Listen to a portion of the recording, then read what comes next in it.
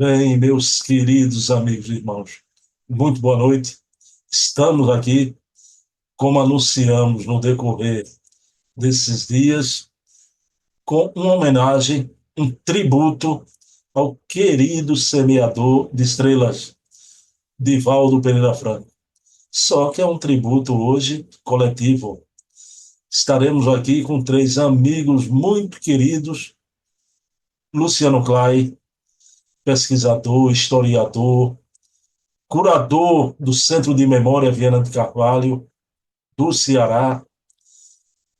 Estaremos aqui com César Perry de Carvalho, ex-presidente da Federação Espírita Brasileira e da USE São Paulo, escritor, pesquisador, orador, e também com o querido Charles Henri Kempf, o Charles Kempf, o querido presidente da Federação Espírita Francesa.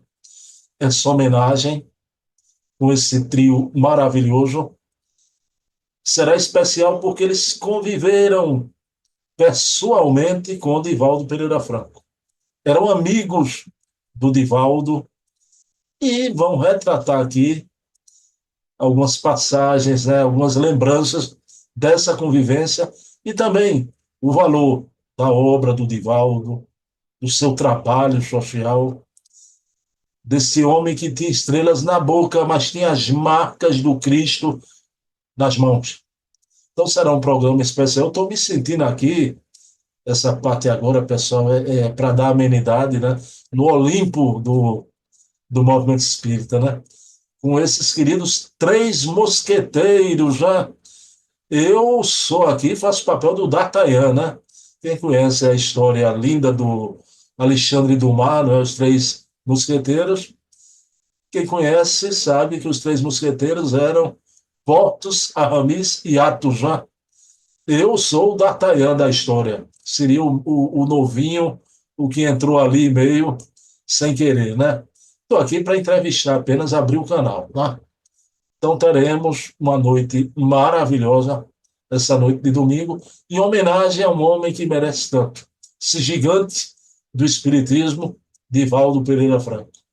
Então vamos iniciar o nosso programa elevando o pensamento a Deus e agradecer a Jesus por ter enviado à Terra este ser que iluminou o mundo com seu trabalho gigantesco, sua atividade multifacetada.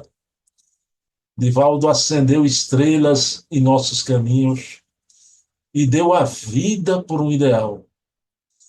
Do início ao fim, cumpriu a missão que lhe foi outorgada por Deus. Então segue em paz, Divaldo, segue aquela luz, a luz de Jesus. E aqui estamos para homenagear-te neste tributo do coração. Então, pedindo permissão a Jesus, a quem tudo devemos, iniciamos o nosso programa da noite de hoje. Pessoal, sem mais delongas, vou abrir a tela aqui já com os três mosqueteiros do Espiritismo, essas três personalidades notáveis para conversarmos sobre ele, sobre Divaldo. Ok? 2 minutinhos. Bem, meus queridos amigos e irmãos, como eu falei, estou aqui com o querido Luciano Clay Filho, César Perry de Carvalho, Charles Henrique Kempf, esses irmãos que tanto colaboram com a divulgação espírita no nosso país e no mundo. Charles aí na França, hoje para homenagear a Divaldo Pereira Franco, recém-desencarnado. Divaldo hoje habita as altoplanuras, né, da vida maior. Então, meus irmãos, cada qual aqui eu vou iniciar com uma pergunta para os queridos irmãos: como foi o contato pessoal de vocês com Divaldo e uma lembrança marcante que ficou em torno desse contato, né? Eu só queria iniciar dizendo que o meu contato pessoal foi quando eu gravei a entrevista com o Divaldo e eu muito tenso, nervoso, foi a única vez que eu falei com ele, o Divaldo me acalmou, brincou e disse: Você está pronto para ouvir umas baianadas? Umas baianadas, e deu uma entrevista, e inclusive o final é uma despedida. Ele dizendo que não se arrepende de nada, não é? E faria tudo de novo, não é? Então, como primeira pergunta, eu vou começar. Não, não é pelos mais velhos, não, viu, senhor César? Né? Eu tenho que vou por ordem alfabética, viu? Então, o seu César Perro, o Charles é C também, mas o E vem depois do C. Seu César Perry, como foi o seu contato com o Divaldo quando começou? E fale-nos de uma lembrança marcante sua com o Divaldo. Inicialmente, né, nós queremos cumprimentar você, Bruno, pela montagem desse programa, saudarmos o nosso grande amigo aí de muitas atividades, o Charles Kempf, o Luciano Klein, com quem nós temos também contato há muitos anos, e a você, né, a telespectador, ou melhor dizendo, né, internauta que nos acompanha agora. Para nós é um motivo de alegria poder falar de Divaldo Pereira Franco. Nós temos excelentes recordações de Divaldo, considerando que nós conhecemos Divaldo no ano de 1962. Então, nós estávamos ainda, vamos assim dizer, saindo, né, da nossa adolescência e conhecendo Divaldo, que foi visitar uma entidade assistencial, foi fundada pela nossa família, na época, há pouco tempo atrás, e num bairro periférico da nossa terra natal, que era Araçatuba. De lá para cá, nós mantivemos desde aquele momento, houve uma afinidade, né? Correspondência com o Divaldo.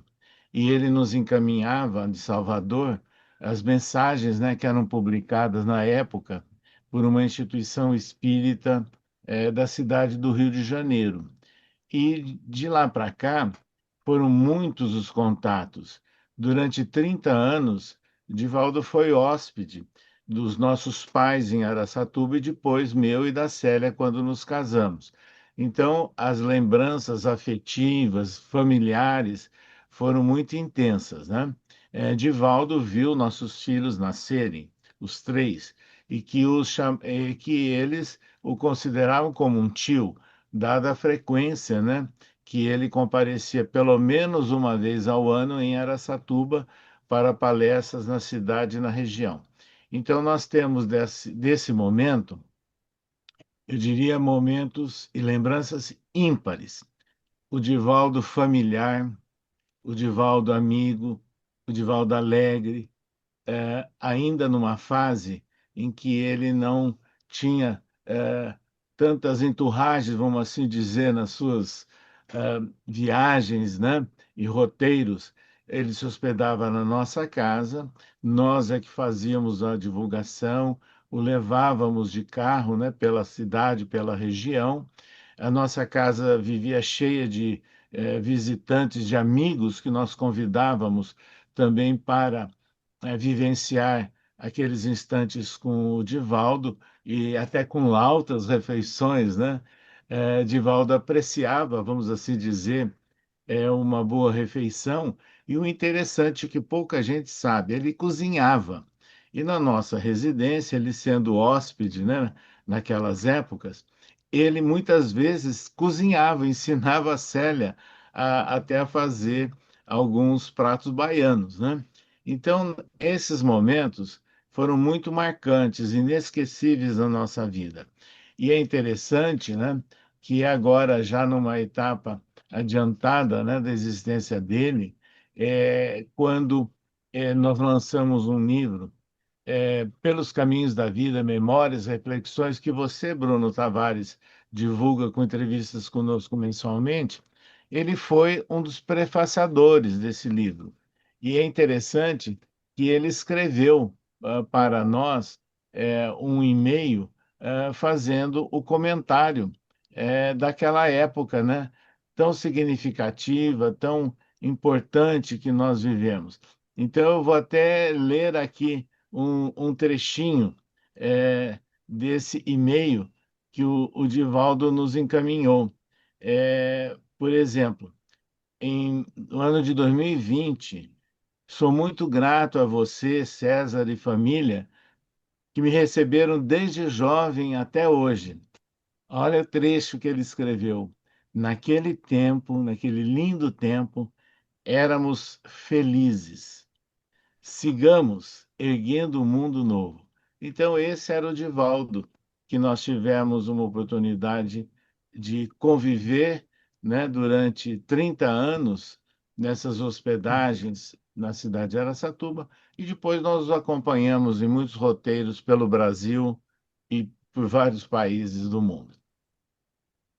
Meu querido Charles Kemp se tornou espírita aqui no Brasil e foi divulgar o espiritismo aí em terras francesas, mas seu contato com o Divaldo foi aí na França, primeiro contato, Charles, e traga também alguma lembrança sua da presença do Divaldo. Isso. O primeiro contato não foi no Brasil, porque eu conheci o Espiritismo então em 85, né? E ele apareceu lá uma vez, tinha um congresso em Pernambuco, né? Só que dava aquela 1.000, 2.000 participantes, né? Aquele centro de convenções que tem lá entre Recife e Olinda, que não me lembro o nome, né? Grande. E eu não tinha esperança nenhuma poder chegar perto dele, né? Então foi quando voltei para a França em 1990, né? Eu voltei para o Brasil em 95, quando foi o primeiro Congresso Espírita Mundial. E foi lá que eu conheci o Divaldo, né? Ainda acompanhado do nosso querido Roger Pérez, né? Foi lá que conhecemos o Divaldo, que pudemos conversar com ele. Ele fez questão de vir, né? Homenagear e conversar e agradecer com os participantes franceses daquele evento, né? Foi o primeiro contato. O segundo contato foi 2 anos depois, em 1997, quando a reunião do Conselho Espírita Internacional foi na França, né? E então o Divaldo estava na Europa naquelas alturas, né? E veio também participar daquela reunião do SEI, né? Que foi em 97, né? E acompanhado naquela época, né? De Cláudia Bonmartin, que você citou no início, né? Da live, que era assim a tradutora dele, né? E naquela altura, naquela ocasião, foi determinado, né, inclusive a solicitação dos espíritas de vários países que estavam reunidos lá, ir lá no Père Lachaise fazer uma homenagem a Allan Kardec. Então nós fomos lá, né, inclusive o Divaldo, né, com todos os irmãos dos vários países, né, visitar o dolmen, né, do codificador no Père Lachaise. E foi naquela altura que houve alguns discursos, né, e houve também um discurso de Divaldo, né? E quem foi chamado naquela hora por Roger Pérez, né, para fazer a tradução, sou eu, né? Então, eu cheguei a traduzir Divaldo, né, naquela altura, e me lembro que, não estando ainda tão acostumado, né, com ele, né, porque quando a gente se acostuma, facilita a tradução, né? Ele usou a expressão os espíritos espíritas. Uau, naquela hora, quando se traduz, né? O que ele quer dizer por isso, né? Necessita uma reflexão para compreender, né? Houve um branco, né? Mas conseguimos, então, traduzir, né? As homenagens pronunciadas por Divaldo para que possam ser entendidas pelo numeroso público francês que estava ali, né? E depois, né, ele veio todo ano assim para a Europa, né? Ele que costumava chegar assim início de maio, né? Visitava várias cidades, né? E voltava em junho, né? Passava assim uns 2 meses nesses roteiros pela Europa, né? E cada vez que ele vinha para a França, né, eu tinha essa oportunidade de conhecê-lo, não só na França, também na Suíça, né, que ele ia regularmente na Suíça, principalmente, né, naquele grupo do AFA em Zurique, no fim de semana de Pentecostes, né, que vai ser na semana que vem, né? E foi assim, então, que tivemos essa oportunidade de conhecê-lo assim mais de perto, mas não foi assim conhecer ele tão de perto como no caso de César, né? E cheguei até houve outros tradutores, né? Houve Cláudia Bonmartin, houve também uma moça, né, chamada Sophie Justi, mas, bom, na ausência de uma ou de outra, né, eu também cheguei a traduzir várias das palestras que o Divaldo fez aqui na França, né? E para nós foi uma imensa satisfação, né? Poder conversar com ele, ver a simplicidade dele, né? Ver assim, pedir até conselhos, né? Que ele sempre dava assim com muito coração. Tem uma hora já nos anos na década de 2010, né? Que enfrentamos alguns problemas no movimento espírita da França, né? Aí eu cheguei a conversar com ele, mas Divaldo, como é que você vê a saída dessa dificuldade? Ele me disse assim: ainda vai piorar um pouquinho, mas depois vai ficar melhor. Só que 3 ou 4 anos depois, eu cheguei a encontrá-lo de novo e eu disse assim para ele: Ô Divaldo, gostei do pouquinho. Ele ficou com aquele belo sorriso, né?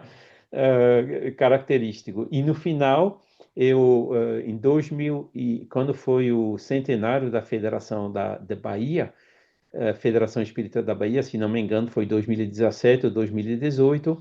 Aí eu tive a oportunidade de ir a Salvador e, combinando com ele, né, a gente trocava também por e-mail, visitar a Mansão do Caminho, né, que ele tão gentilmente, né, me acompanhou na visita no museu e foi aí que eu pude realmente ver, né, a grandeza, né, dessa obra assistencial que ele realizava, né. Eu acho que foi o último encontro com ele, né? Depois veio a pandemia, né? E depois ele ficou. Os deslocamentos deles foram mais difíceis. Também encontrei com o Divaldo algumas vezes em Portugal. Então era isso, né? Um irmão realmente muito precioso, né? Nessa divulgação.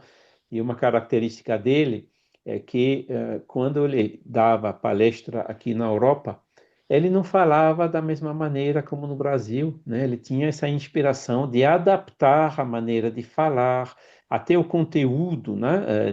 Numa certa medida, para que seja mais receptivo do público europeu, né? Eu pude ver muito bem essa diferença, né? Tendo assistido em algumas palestras que ele fez no Brasil e outras palestras que ele fez aqui na Europa.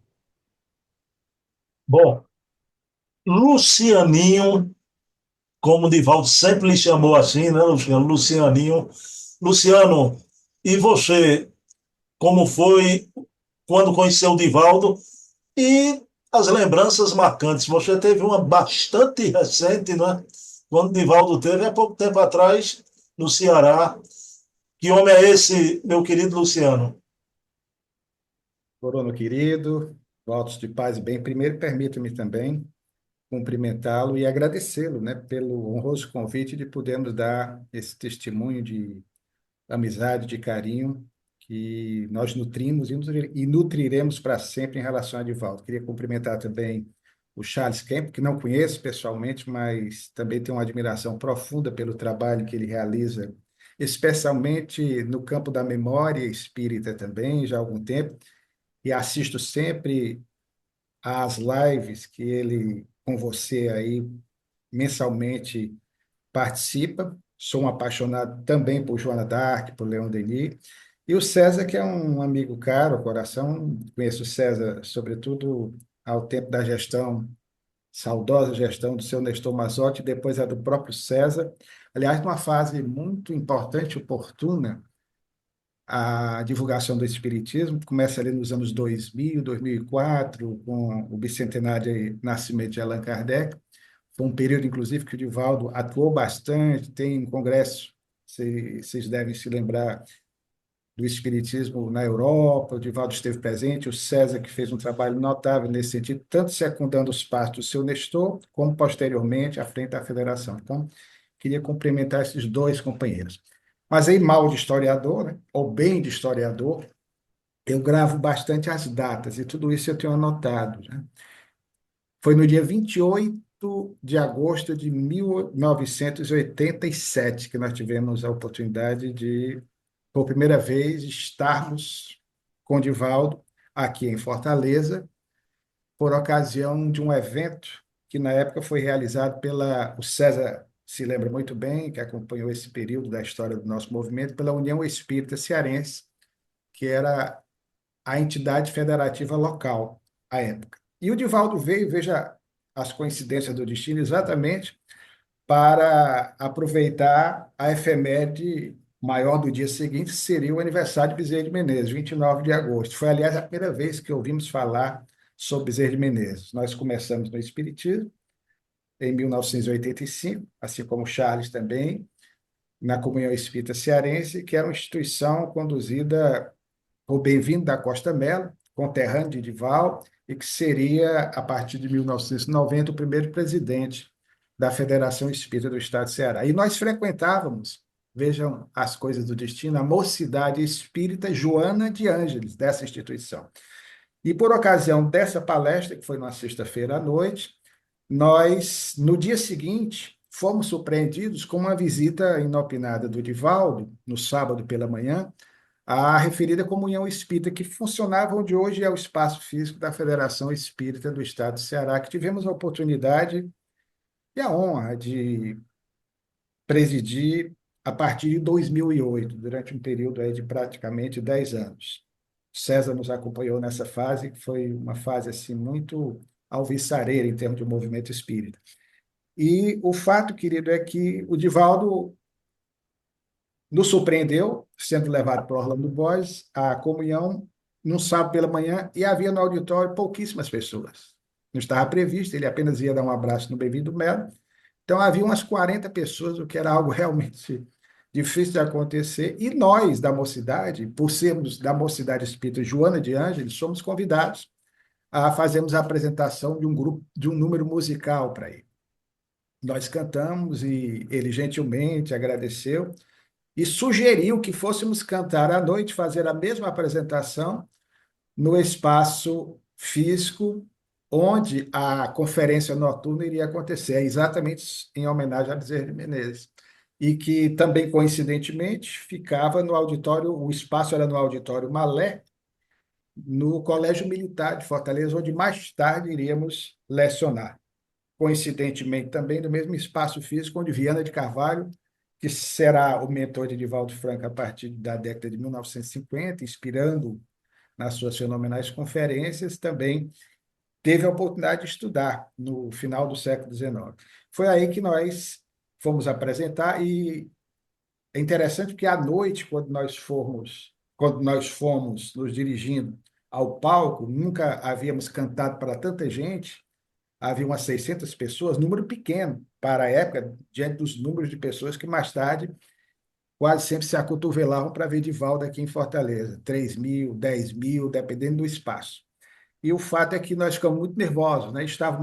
Essa cena foi marcante, o Divaldo, o César deve se lembrar, antigamente ele se apresentava com um terno branco, muito bonito. Foi a primeira visão que tivemos dele subindo ali a escada do palco, e nós estávamos lá, éramos 5, 6 jovens, nervosos, trêmulos. E aí o Divaldo sobe, olha para nós, cumprimenta, diz, tudo bem com vocês? Ele diz, tudo bem, Divaldo, só muito nervoso, né? Porque nós nunca havíamos nos apresentado para tanta gente. Ele diz, mas eu também estou nervoso, né? Nós achamos graça o Divaldo nervoso. Mas a partir daí, querido, nós nunca mais deixamos de acompanhar os passos de Divaldo, estreitamos a nossa amizade, mesmo muito jovem à época, ele sempre foi muito carinhoso, e ele não sabe o quanto isso foi importante na vida de um jovem, né? Na época, o incentivo, a atenção que ele nos deu. E na década de 90, nós sempre o acompanhamos, a partir de 1998, aí sim, mais até, nós estreitamos os nossos laços de amizade, sempre nos correspondíamos, naquela época ainda por cartas, não era nem pela internet, embora já houvesse internet. Divaldo era assim como eu, né? Não vou dizer vocês dois que estão aqui comigo do lado, mas era mais retrô também, ele até resistiu um pouquinho, depois se adaptou logo às redes sociais. E o fato é que, em 2004, a partir exatamente do bicentenário de Kardec, nós tivemos um encontro aqui em Fortaleza, quando eu, ele, o Raul Teixeira, um saudoso confrade Francisco Carreiras, fizemos uma atividade comemorativa, essa efeméride tão especial para nós, e a partir de então sempre mantivemos contato com ele. Quando assumimos a presidência da federação, ele nunca se negou a vir ao Ceará. Aliás, não é para fazer ciúme a quem nos ouve, não, os que moram em outros estados. Claro que ele dizia isso para todo mundo, né? Mas brincando conosco, uma vez, ele tinha o título de cidadão de Fortaleza e tinha o título de cidadão cearense. Ele dizia, isso está gravado, eu brincava com ele, né? Sempre que tinha a oportunidade de participar de entrevistas no programa Conversando, da Mansão do Caminho, que ainda hoje prossegue divulgando a doutrina, e ele presente, eu dizia que, repetindo o que ele disse outrora, e está gravado, ele não podia negar, que Divaldo me afirmou que era para ter nascido no Ceará. Mas brincando, ele dizia, mas porque a cegonha no trajeto cansou, desceu em Feira de Santana, ele nasceu na Bahia, né? Então, Divaldo era assim, esse ser humano extraordinário, como muito bem definiu, eu acho a melhor definição, a saudosa confreira Sueli Caldas Schubert, esse semeador de estrelas e de esperança nas nossas vidas. Nós tivemos o ensejo também, Bruno, que foi uma honra muito grande para nós, de escrever uma biografia do Divaldo, lançada em 2011, em face da celebração dos 60 anos da primeira visita dele ao nosso torrão, ao nosso Ceará. Então, nós lançamos esse livro, trabalho que fizemos com muito carinho, com muito amor, que recebeu o título de Recordações de um Apóstolo. E ali nós fizemos várias entrevistas com o Divaldo, colhemos mais informações, mas de forma, evidentemente, mais particularizada, voltada aqui à passagem dele no nosso Ceará. Então, aí, diante, nós tivemos com ele mais recentemente, a penúltima vez em 2022, em Salvador, na Mansão do Caminho, quando ele estava comemorando 75 anos de atividade ininterrupta na divulgação do Espiritismo, pela palavra falada e pela palavra vivida. E, por último, aqui em Fortaleza, na última participação dele, houve anos que o Divaldo vinha 2 vezes ao Ceará. Ele esteve conosco em junho de 2023. Nós já não estávamos mais na Federação Espírita do Estado de Ceará, nos afastamos um pouco do trabalho federativo para nos dedicarmos àquilo que é o móvel, né, das nossas atenções no momento, que é essa questão da pesquisa histórica do Espiritismo, e aí ele veio pelo Centro de Memória Viana de Carvalho. Foi a sua última vinda ao nosso estado, em junho de 2023. Seu César PR, o senhor esteve aqui no Recife semana passada, né? Alguns dias atrás. O César PR fez até um estudo, a literatura psicográfica de Chico Xavier. Eu fico imaginando naqueles moldes, seu César, né? Cabia bem a literatura psicográfica do Divaldo Franco, né? O Divaldo deixa um legado que é a sua obra mediúnica, uma obra portentosa, né? O Divaldo não escreveu mais, escreveu muito, psicografou muito, porque, diferente do Chico, ele não era apenas um escriba, ele era também um tribuno, né? Levava a palavra ao mundo. Mas, seu César Perry, a obra de Divaldo de uma qualidade imensa, a gente podia citar, né? Joana de Ângeles, Manuel Filomeno de Miranda, Amélia Rodrigues, Victor Hugo com os romances, psicografou até Rabindranath Tagore, poesias de Tagore.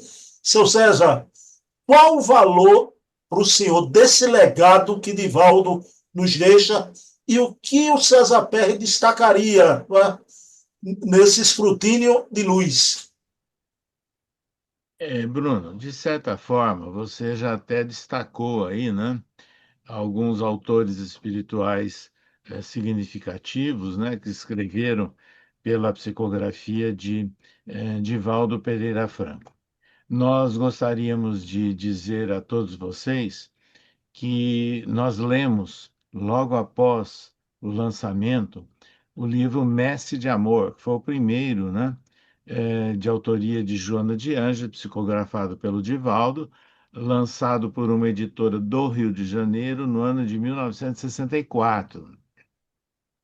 A partir daí, nós fomos acompanhando os primeiros livros assinados por Joana de Ângeles e que nós tivemos uma afinidade muito grande com essas primeiras obras de Joana de Ângeles, tanto que o Divaldo, no começo, né, das nossas amizades e contatos que nós citamos em Araçatuba, ele nos pediu, nos solicitou que preparássemos uma obra sobre a psicografia de Joana de Ângeles. O que nós fizemos? Nós preparamos um livro que reuniu conceitos tirados das 10 primeiras obras psicográficas de Divaldo assinadas por Joana de Ângeles. E essa obra foi publicada pela Casa Editora O Clarim, que é o Repositório de Sabedoria, em 2 volumes. Eles vieram a lume no ano de 1980 e nós montamos na forma de um abecedário, né? Então, na forma de um abecedário, nós temos aí vários conceitos das 10 primeiras obras de Joana de Ângeles. A partir daí, nós gostaríamos de dizer que nós acompanhamos também com muito interesse aquelas obras assinadas por Manuel Filomeno de Miranda, né, com várias considerações sobre a prática da mediunidade, sobre a questão da relação entre os espíritos desencarnados, os médiuns, e muitas recomendações embutidas nessa obra. Chamou-nos a atenção também as obras assinadas pelo espírito Amélia Rodrigues, né? Com as considerações feitas pelo autor espiritual sobre aqueles momentos, né, da trajetória de Jesus entre nós, e com várias interpretações de alguma dessas passagens marcantes sobre os ensinos de Jesus. Então, na obra de Divaldo Pereira Franco, nós, sem dúvida nenhuma, tivemos muito ligado a esses momentos, a essas autorias espirituais.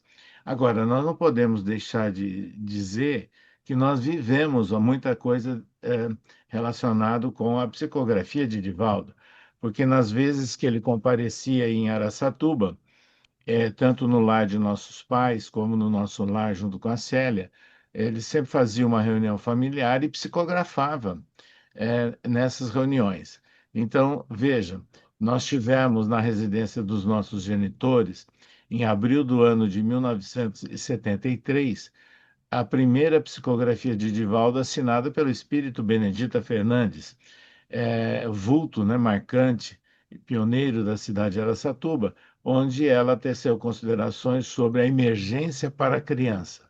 Depois, em vários momentos, Divaldo psicografou cartas assinadas pelo nosso tio desencarnado, Lorival Perry Chefali, conhecido pelo apelido de Lolo, que viveu no Rio de Janeiro, que foi amigo também de Divaldo, e essas cartas nós as estudamos, reunimos, fizemos alguns estudos e publicamos em parceria com o Divaldo, organizamos o livro Em Louvor à Vida, que foi lançado pela editora Leal, né, da Mansão do Caminho. Então, vários momentos significativos, nós gostaríamos de dizer que não são só as psicografias, as entrevistas. Então, as entrevistas com Divaldo sempre foram muito ricas, muito valorosas. E nos períodos que ele comparecia em Araçatuba, ele fazia sede ali na cidade, visitas à região, nós sempre marcávamos uma entrevista com dirigentes espíritas. E elas eram gravadas, né, na época em fita cassete, né? Não tinha ainda tanta facilidade de mídia. E nessas condições, nós publicávamos as entrevistas pela Revista Internacional do Espiritismo, pelo Anuário Espírita, pelo jornal O Clarim. E passado algum tempo, quando nós estávamos na presidência da USE, União das Sociedades Espíritas do Estado de São Paulo, nós também o convidamos, ele fez uma entrevista na sede da USE, em São Paulo, e foi publicado o livro Diálogos, né? Diálogo com os Trabalhadores Espíritas, onde Divaldo respondeu em público a várias questões sobre a organização, sobre o funcionamento e recomendações para o movimento espírita. E, finalmente, nós tivemos também a participação junto a entrevistas publicadas no livro Em Nome do Amor, né, que foi publicada pela Federação Espírita Brasileira, incluindo, inclusive, uma entrevista que nós coordenamos com o Divaldo, junto ao Conselho Federativo Nacional da FEB. Então, meus amigos, o que eu gostaria de dizer é que essas experiências psicográficas ou tiradas das suas recomendações, dos seus diálogos, né, em forma de entrevistas, elas representam um subsídio muito valoroso para a literatura espírita. Bom, Charles, você aí na França, você já falou que aquela fase do Nestor Majotti foi de importância muito grande, não é? As traduções das obras do Chico, de André Luiz, para o francês. Eu não sei se tal sucedeu também com a obra do Divaldo, né? Eu queria até que você respondesse isso também. Mas, Charles, você, individualmente, leu Divaldo, conhece a obra de Divaldo. O que é que você destaca na obra do Divaldo, esse legado impressionante que ele nos deixou? Pois é, Bruno. Sim, houve uma ação incrível, né, do Nestor Mazotti em traduzir obras psicografadas no Brasil, né, traduzidas para o francês, né, que tinha circunstâncias favoráveis, né, vários tradutores que estavam, inclusive, morando no Brasil, alguns, né, para poder fazer isso, mas a maioria dos livros que foram a grande maioria dos livros que foram traduzidos naquela altura foram do Chico, né? Alguns também de Ivone Pereira. Agora, do Divaldo houve algumas traduções, mas não dentro do âmbito do Conselho Espírita Internacional. Tinha sido feito pela Cláudia Bonmartin, né? As primeiras traduções, né? Inclusive algumas traduções feitas no Brasil, aí sempre fica um pouco mais complicado, né? Quando a tradução é feita para a língua que não é nativa do tradutor, né? Que sempre é o trabalho mais difícil. Mas depois, né, apareceu outra tradutora, né, que inclusive colaborou com o SEI e que também se disponibilizou para traduzir obras do Divaldo, né, que era a Sophie Justi. Então, nós temos hoje em dia uns 15 livros do Divaldo traduzidos em francês, né, que os leitores franceses podem descobrir, inclusive alguns da série psicológica de Joana de Ângelis, né?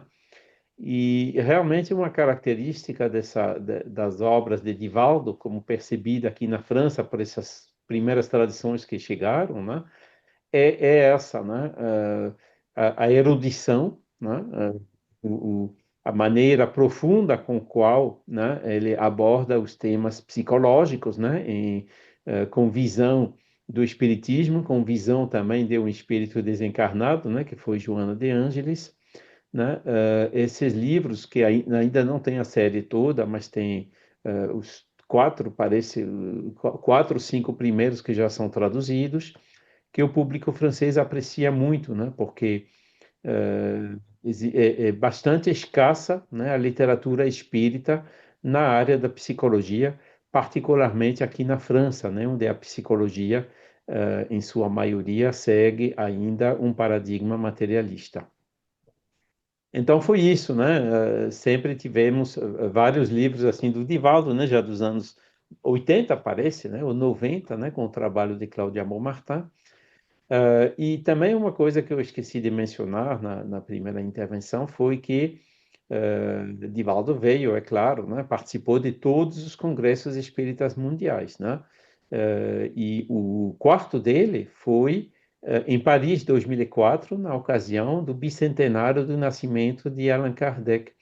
E naquela altura, quando foi a conferência inaugural, né, que era do Raul Teixeira, Divaldo estava ali sentado na mesa, acho que César também estava por perto, né, naquela altura, ele começou a escrever, né, por psicografia, numa folha de papel. E essa psicografia era especular, ou seja, escrita invertida, né, em vez da esquerda para a direita, foi da direita para a esquerda, em francês, né? E assinada Leon Denis, né, que era uma homenagem a Allan Kardec, né? E interessante, né? Para ler a mensagem, a gente precisava olhar no espelho ou então no computador, né? Retornar a mensagem, né? De homenagem, né? Que Divaldo recebeu. E foi realmente um evento marcante, né? Que o público daquele congresso gostou muito, né? E essa bela homenagem, né? Feita pelo espírito de Leon Denis ao espírito de Allan Kardec, utilizando, né, essa faculdade mediúnica do Divaldo. Mas também na obra, César já falou um pouquinho, né, nós temos também 2 ou 3 livros da série Manuel Filomeno de Miranda, que foram traduzidos e que a gente usa muito, né, no trabalho aqui de curso e aulas e estudo de mediunidade, pelo menos na França e nos países de língua francesa. Bom, Charles, eu queria aqui, eu não sabia, não é, que Cláudia Bonmatí, além de ser a tradutora, quando o Divaldo ia palestrar na França, eu não sabia que ela traduzia livros também do Divaldo, né? Então fica aqui a homenagem também a Cláudia Bonmatí, brilhante confreira espírita, e que o Charles Kemp, né, trouxe a boa notícia que ela ainda vive aqui entre nós na terra, né, na carne, ainda continua em plena atividade, né, com muito amor pelo ideal. Cláudia Bonmatí, né, nossa reverência. Luciano, vamos agora você destacar essa obra imensa do Divaldo, né? A gente, quando fala do Divaldo Orador, inclusive tem a participação muito de perto de Viana de Carvalho. Digamos assim, a grosso modo, que o Viana foi o êmulo de Divaldo na oratória, não é? Uma inspiração constante. E o Viana também aparece nessa obra psicográfica do Divaldo, né? Junto com esses que eu citei, o Viana de Carvalho também psicografou obras. Luciano, e esse legado do Divaldo, na tua opinião, e o que marcou você nessa obra imensa? Eu diria Roberto Carlos, são tantas emoções, querido, para quem foi formado no movimento espírita, claro, tendo o legado da obra extraordinária de Chico Xavier, psicografada por ele, mas convivendo mais de perto com o Divaldo, bebi na fonte de todos esses autores espirituais por você mencionado. A Terra Bidranata Gore, com a poesia única. Dona Joana, evidentemente, como dissemos, por fazermos parte de uma mocidade cujo nome a homenageava, também foi muito importante, sobretudo naquela fase inaugural, a partir de 1989, com a série psicológica de O Homem Integral. Também somos, e não podia ser na condição de historiador e apaixonado pela história do cristianismo nascente, apaixonados pela forma como a professora Amélia Rodrigues escreve aquelas narrativas encantadoras a partir especialmente de primícias do reino. Mas é claro e é evidente, aí puxando a brasa fraternalmente para a nossa sardinha, e você também nos provoca nesse sentido, sabendo da nossa paixão e da pesquisa que há mais de 30 anos nós fazemos em torno da vida missionária de Manuel Viana de Carvalho, nosso ilustre conterrâneo, considerado por seus coevos, por seus contemporâneos, como a glória da oratória espírita no Brasil. E vai ser ele que, mais de perto, numa simbiose extraordinária com o Divaldo Franco, vai levar adiante esse projeto da divulgação da Boa Nova Espírita pela palavra falada, e o que é mais importante, ressaltamos sempre, no caso de Divaldo, como houvera sido no caso de Viana antes, pela palavra vivida. E nesse sentido, querido, nós tivemos a oportunidade, já que escrevemos vários trabalhos sobre Viana de Carvalho, a primeira biografia dele publicada, embora houvesse uma sinopse no livro Grandes Espíritas do Brasil, de Zeus João Tuíra de Freitas, lançado em 1969, com o selo da Federação Espírita Brasileira, mas nós lançamos pela editora La Chatre o livro Viana de Carvalho, Tribuno de Icó, em 1999, no qual, inclusive, consta uma entrevista que nós fizemos com o Divaldo, para que o mesmo nos falasse a respeito de Viana. E já em 1995, ou seja, 4 anos antes da publicação dessa primeira biografia sobre o Viana, lançada no Brasil, nós tivemos a oportunidade de organizar, ao lado do saudoso confrade Francisco Cajazeiras, que o César conheceu, médico local, grande escritor espírita, autor da obra Eutanásia, à Luz do Espiritismo. Nós descobrimos, nas buscas que fizemos visando ao resgate da história do espiritismo no Ceará, uma série de artigos da Lavra de Viana de Carvalho, que, na verdade, eram excertos de conferências dele, que, na época, eram taquigrafadas, as conferências que ele fez aqui em Fortaleza por ocasião de uma passagem sua em 1910, 1911. Viana, quem conhece a sua história, sabe que, por ser militar, ele teve uma vida mambembe, itinerante, sendo transferido praticamente quase que anualmente, o que foi, aliás, algo extremamente importante nesse projeto de divulgação do Espiritismo. Então, nós conseguimos recuperar boa parte desses artigos, dessas alocuções, que literariamente eram extraordinárias, e com o patrocínio da Federação Espírita do Estado do Ceará, ao tempo da presidência do mencionado Bem-vindo da Costa Melo, nós lançamos, em parceria com o Francisco Carrezeiras, o livro Palavras de Viana de Carvalho. Foi o primeiro livro, aliás, lançado pela nossa federativa estadual. Esse livro, inclusive, foi lançado no primeiro Congresso Espírita Mundial, que houve entre os dias 1º e 5 de outubro de 1995. Portanto, coincidentemente, há exatos 30 anos completados neste ano.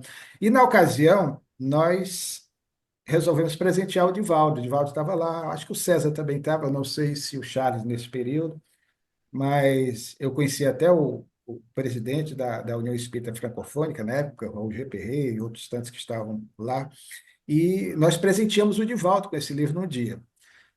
Ele ia subir na escada, e quando nos viu, nós apresentamos o trabalho, e ele agradeceu. No dia seguinte, eu o encontrei e perguntei se ele tinha visto o livro. Ele disse: meu filho, estou impressionado, porque é exatamente o mesmo Viana que escreve por meu intermédio, as mesmas palavras que ele usava, eu percebo que estão nos textos psicografados, a começar com o livro A Luz do Espiritismo. Foi o primeiro trabalho psicografado por Divaldo, da autoria de Viana de Carvalho.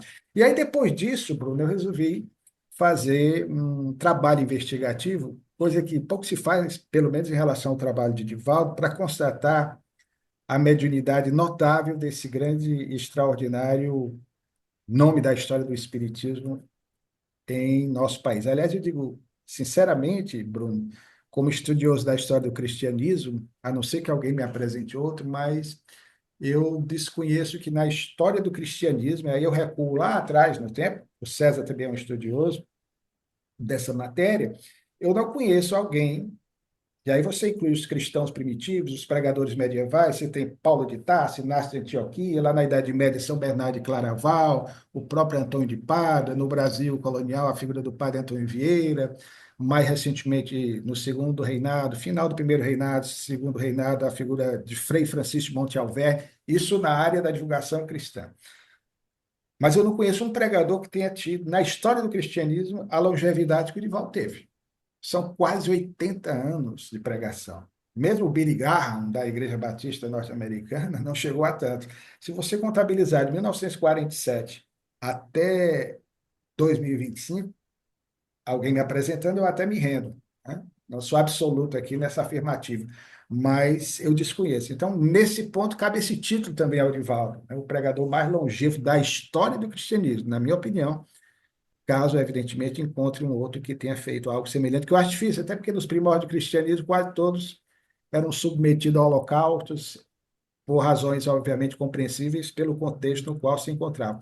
Mas, voltando ao Viana, aí nós fizemos, Bruno, um trabalho de análise bem detalhada a respeito dos textos psicografados por Divaldo, comparando-os com os textos do Viana de Carvalho quando encarnado. É impressionante. Eu digo isso sinceramente, querido, se eu tivesse, até mais do que participando de reuniões mediúnicas durante 40 anos de espiritismo, se eu tivesse alguma dúvida em relação à questão da imortalidade da alma, essas dúvidas seriam irrefragavelmente dirimidas, para mim, pelo menos, a partir do que eu pude observar. É deveras incrível, você percebe. Eu não posso dizer a mesma coisa de Joana, porque eu não conheço o texto de Joana quando encarnado. Manuel Filomeno de Miranda, eu não sou habituado com os textos dele quando encarnado.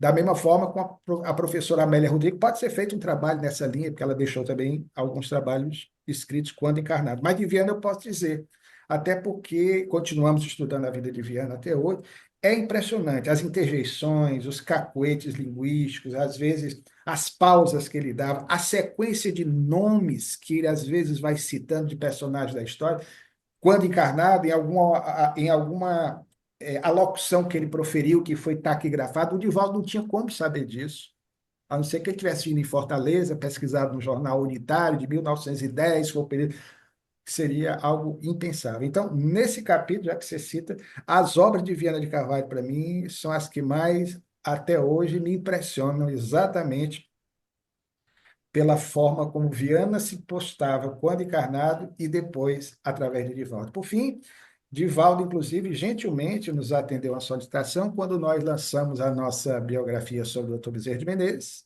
Bezerra de Menezes, O Homem, Seu Tempo e Sua Missão, em 2021. E, para surpresa nossa, eu pedi ao Divaldo apenas que dissesse alguma coisa em relação, que pedisse ao Viana de Carvalho, dissesse alguma coisa em relação ao doutor Bezerra de Menezes, e ele nos mandou exatamente uma psicografia que nós utilizamos como apresentação da obra. Bom, meus amigos, agora a gente vai para a rodada final, tá? Para a parte material da missão do Divaldo, né? Seu César Pérez Divaldo construiu a Mansão do Caminho, né? Essa instituição modelar, concretização no plano terra, né, de um ideal sonhado na vida espiritual e às vezes tão criticada, seu César, né? Uma crítica bizonha de alguns que é uma obra assistencialista.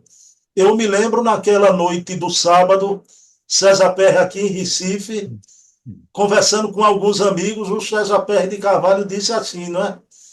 Quem critica a obra da Mansão do Caminho é porque, na verdade, não conhece a Mansão do Caminho.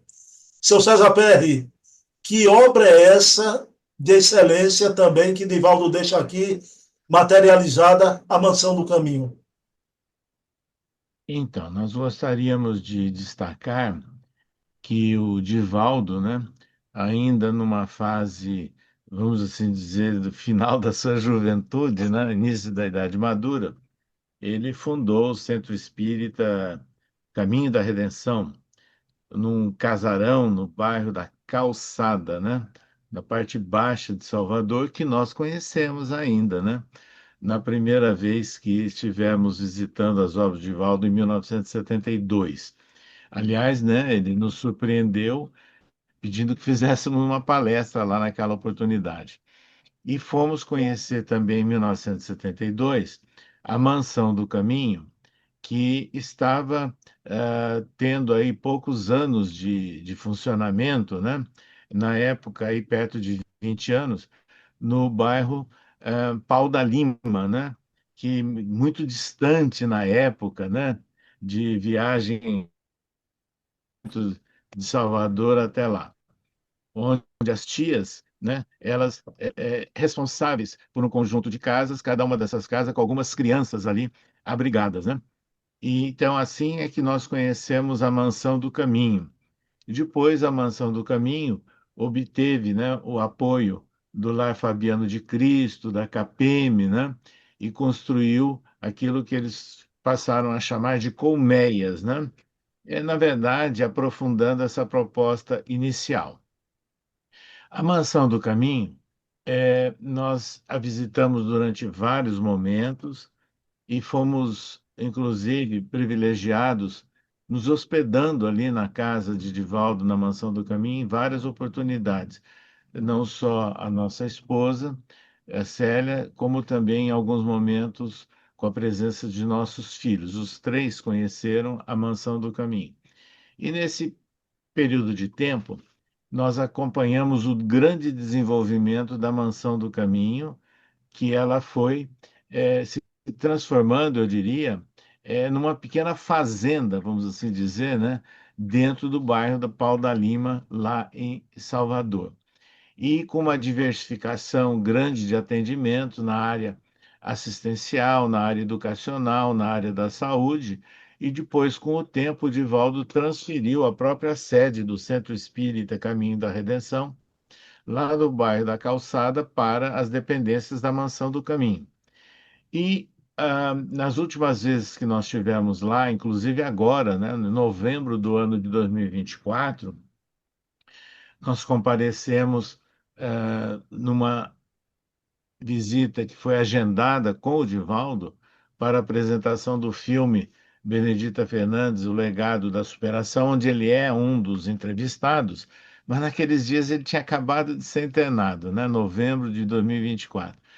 E lá nós fomos recepcionados pela equipe, né, e pelo presidente atual da Mansão do Caminho, que nos esclareceu, nos trouxe informações sobre as adequações, atualizações de gestão da Mansão do Caminho no contexto da atualidade. E foi muito marcante, né, esse bate-papo, ele nos mostrando não só o atendimento, né, às questões da legislação, como também as questões assim de adequação da vida empresarial, porque a Mansão do Caminho é uma instituição enorme, né? E, ao mesmo tempo, ele nos falando de que a Mansão do Caminho ela tem uma respeitabilidade muito grande no bairro onde ela se localiza, onde nas proximidades tem regiões que a gente poderia chamar de risco, né? Mas nunca houve nada, nunca houve uma invasão, nunca houve um roubo dentro da Mansão do Caminho. Então, isso mostra o respeito, né, pelo bem que a Mansão do Caminho representa em toda aquela região. E o presidente da Mansão do Caminho nos fez referência também que nas diferenças do estudo do IDH da capital de Salvador, chamou a atenção das autoridades que ali o próprio bairro da Pau da Lima, apesar de ser considerado problemático, né, em algumas visões, algumas áreas, ele apresentava um IDH melhorado. Isso, sem dúvida nenhuma, se deve ao trabalho educacional na área da saúde, na área doutrinária, na área de apoio às famílias, que é propiciado pela Mansão do Caminho. Então, meus amigos, nós tivemos a oportunidade, nesses 53 anos, né, que nós conhecemos a Mansão do Caminho, o Centro Espírita Caminho da Redenção, de verificar as adequações, as atualizações que foram realizadas lá e do grande papel social e espiritual que a Mansão do Caminho representa para a cidade de Salvador e especificamente para o bairro da Pau da Lima. Meu querido Charles Kemp. Charles, a gente sabe por algumas biografias, né, que Kardec, inclusive de mudança para a Vila Seguir, né, Kardec tinha uma preocupação com os velhos lidadores espíritas, né, na velhice, como seriam amparados se tivessem necessidade. O Divaldo no campo oposto, Charles, né? Então, da infância desamparada. Meu querido Charles, você conheceu a Mansão do Caminho, não é? E como você vê Divaldo também, né, legando ao mundo essa obra maravilhosa, não é? Exemplar, a Mansão do Caminho. Pois é, vários milhares de pessoas, né, crianças e famílias que são atendidas diariamente naquela instituição, né? Então, além de ser médium, além de ter escrito esses livros, além de ter divulgado o espiritismo pelo mundo todo, né, com esses milhares de palestras em dezenas de países diferentes, né, inclusive uns onde ele foi o único espírita que dando palestra, né? Além de tudo isso, ele ainda fez, né, essa obra assistencial. Essa obra assistencial foi muito importante, porque chega a aumentar a credibilidade da pessoa, né? porque, né, o desinteresse dele também, né, os livros são vendidos para financiar aquela instituição, né? E aqui na Europa houve vários movimentos, né, de pessoas aproveitando da vinda do Divaldo para também divulgar essa obra assistencial, né, e arrecadar dinheiro e doações, né, para ajudar, né, naquele trabalho pioneiro, né, como César falou. Bom, o Kardec, é verdade, ele tinha aquele projeto, né, de espíritas idosos lá na Vila Seguir. Infelizmente, né, a espiritualidade achou por bem, né, que a aposentadoria dele não ia ser na Vila Seguir, ia ser no mundo espiritual. Bom, tudo bem, eles devem ter os motivos deles, né, que devem ter achado missão cumprida e tudo mais, né? Mas Divaldo, né, ficou lá, não sei exatamente quantas décadas, né? Mas, César falou 54 anos, né? Mais de meio século, né? E quando eu tive a oportunidade de visitar, né, conhecemos o centro, vimos também as favelas bem atrás do muro ali, né? Conhecemos também a livraria que funciona lá, né? E aquelas diferentes infraestruturas, né? Inclusive para parturiente ainda naquela época, né? E também as salas, né? Onde davam aulas para aquelas crianças, né? É realmente impressionante, né? Ele fez tudo isso com o tio Nilson, né? Que tinha jeito assim não sei se era engenheiro, mas ele realmente tinha muitas faculdades na área de supervisão, de construção e de coisa assim, né? Para que realmente se tornasse realidade, né? Essa obra que hoje está aqui. E naquela época, né? Em 2017 tivemos também a oportunidade de conhecer a diretoria, né? Porque quando da visita também nós fizemos uma vaquinha por aqui, né? Para angariar alguns fundos para levar e fazer de doações para eles, né? E realmente a gente pôde ver, né? Que Divaldo já tinha pousado, né? Colocado as bases, né? Para a continuação dessa obra e estamos aqui torcendo para que realmente ela possa continuar a desempenhar esse papel, né, em memória do Divaldo.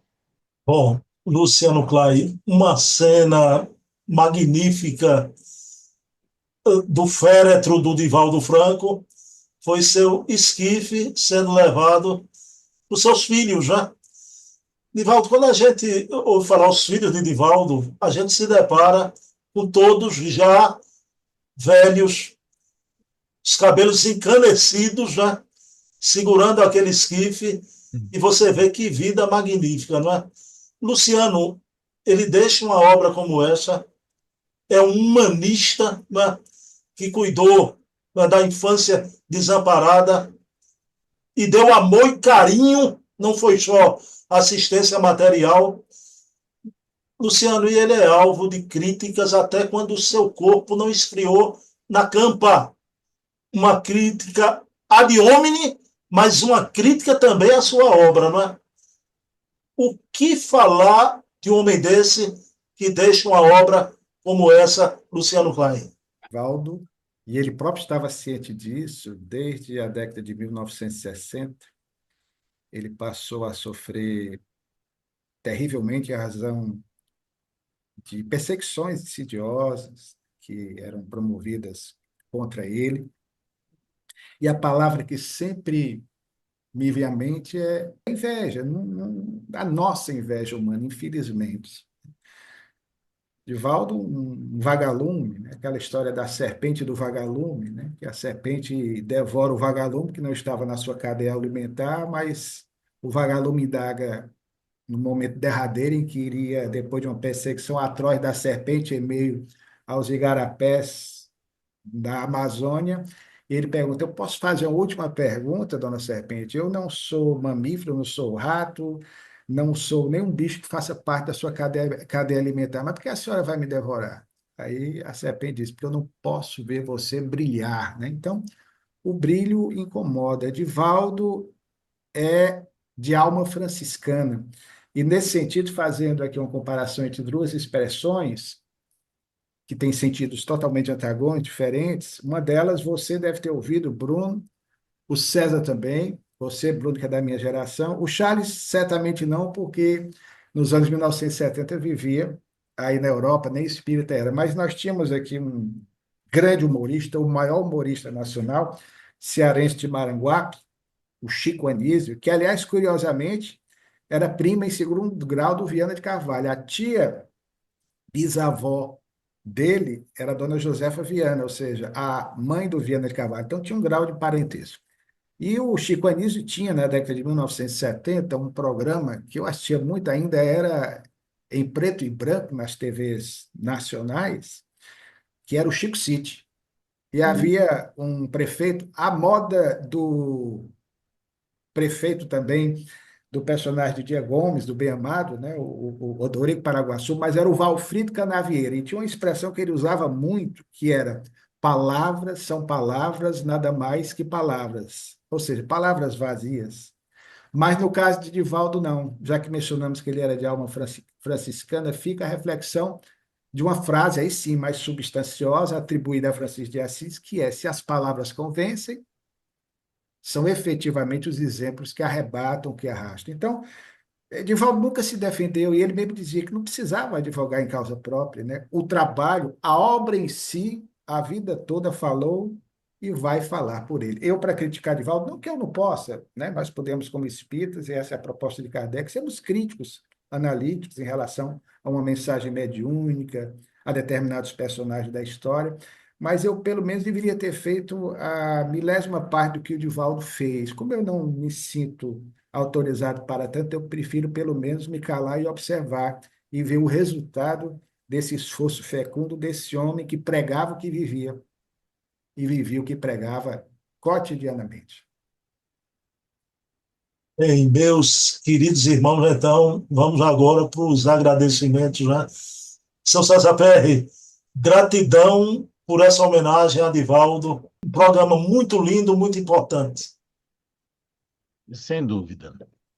Nós registramos aqui as nossas homenagens, é, imbuídas de um sentimento de gratidão por toda a manifestação, né, expressiva de Divaldo ao longo da sua trajetória de muitas décadas, né, de dedicação à difusão do espiritismo.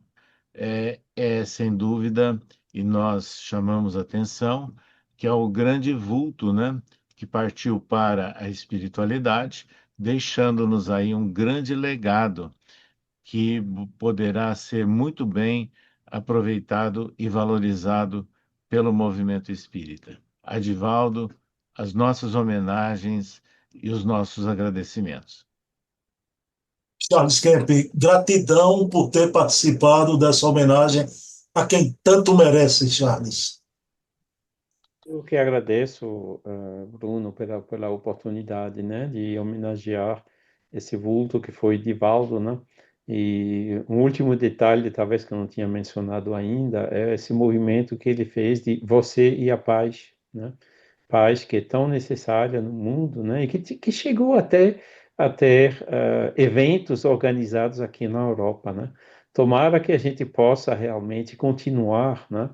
Porque, bom, a espiritualidade envia esses grandes missionários de vez em quando, né? Mas nós precisamos continuar, né? Tem uma hora que o missionário volta para o mundo espiritual, mas o papel agora é nosso, né? Levar essa mensagem de paz, né? Essa mensagem espiritualista, né? Dessa fé raciocinada pelo mundo, né? E seguindo, assim, de uma certa maneira, os passos e o exemplo que ele nos deu. Lucianinho, gratidão, Luciano, por essa homenagem tão linda. Eu é que agradeço, querido, parabenizando a você pela iniciativa. Obrigado ao César, uma vez mais, por estarmos juntos nessa empreitada, ao Charles, que agora tem a oportunidade de falar, de conviver aqui, pelo menos virtualmente, por enquanto. Mas eu queria terminar, meu bom irmão, se você me permite, finalizando com o Divaldo, numa entrevista que ele nos deu em 17 de fevereiro de 2008. Nós fizemos uma pergunta curiosa para ele, que eu acho que ninguém nunca fez antes. E aí ele nos diz, e através da resposta dá para termos uma ideia da grandeza desse psiquismo. Nós perguntamos ao Divaldo, e ele quase que se embaralhava um pouquinho na resposta, porque se emocionou. como Divaldo Franco definiria Divaldo Franco? E ele respondeu: como alguém que o Espiritismo salvou. Sempre penso que se não fosse essa doutrina, e aqui eu puxei uma nota, está no nosso livrinho Recordações de um Apóstolo, né? Aí eu destaco aqui que ele embarga a voz e se emociona nesse momento, porque isso foi gravado. Eu teria fugido pela vida, pela porta do suicídio em plena juventude, porque me sentia profundamente desajustado na minha condição de coroinha da Igreja Católica. Ficava horas de joelho defronte do Santíssimo Sacramento, na lâmpada votiva, perguntando, buscando os porquês, tentando interpretar-me. Se eu não me suicidasse, teria mergulhado no abismo da loucura. Então, a minha pobre existência, eu a devo à sublime doutrina do Espiritismo, que me resgatou de mim mesmo, de um passado de sombras, dando-me forças para suportar a pressão de entidades vigorosas e terríveis, que me fizeram sofrer na infância, na juventude e ainda hoje. Então, me considero, sem falsa modéstia, um servidor. E confesso a você que eu tenho como filho, que fico surpreso quando as pessoas gostam das palestras, quando aplaudem. E eu então digo: meu Deus, a mim, eu sou a pessoa que mais se surpreende. Meu Deus, só pode ser pelos espíritos. Convenço-me de que são eles que atraem as multidões, porque eu não tenho curso de nada, só sou formado em datilografia e professor primário de uma escola rural. Sou de uma família modesta, mas o Senhor da Misericórdia, que nos ama e nos convidou à última hora e que nos dignifica, é que é o porto de segurança no qual eu me encontro ancorado. E peço aos amigos que me envolvam nos seus corações e nas suas orações, para que eu não decepcione os benfeitores, para que eu consiga errar menos, para que pelo menos corresponda à expectativa desses anjos tutelares que se utilizam de mim, embora as minhas imperfeições.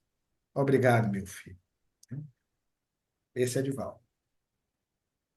Belíssimo, Luciano, belíssimo. Bom, eu queria pedir a seu César Pérez de Carvalho para fazer a prece final. Nós convidamos a todos vocês, internautas, para nos acompanharem neste momento em que, espiritualmente, vibratoriamente, ofertamos a Divaldo Pereira Franco, nesse seu processo de reentrada no mundo espiritual, os nossos sentimentos de respeito, de homenagem e de gratidão. E que as bênçãos do alto possam também estar presentes no lar de todos nós, acompanhando-nos em nossos afazeres, dando-nos uma consciência mais aberta e a sintonização com o ensino moral que emana de Jesus. Que a mensagem que o Espiritismo nos traz sobre a imortalidade da alma e os nossos compromissos de aproveitamento da presente existência estejam sempre presentes no nosso dia a dia como estímulo para os nossos esforços de superação de dificuldades e de buscarmos um rumo, né, de aprendizagem e de aperfeiçoamento moral e espiritual. E que assim seja. Bom, encerrando, quero dedicar esse programa a alguém que era fanzoca número 1 de Divaldo Franco, minha mãe, que habita o plano espiritual. Charles Kemp, merci beaucoup. Luciano e César Pérez, gratidão por tudo. Até a próxima. Até a próxima. Muita paz.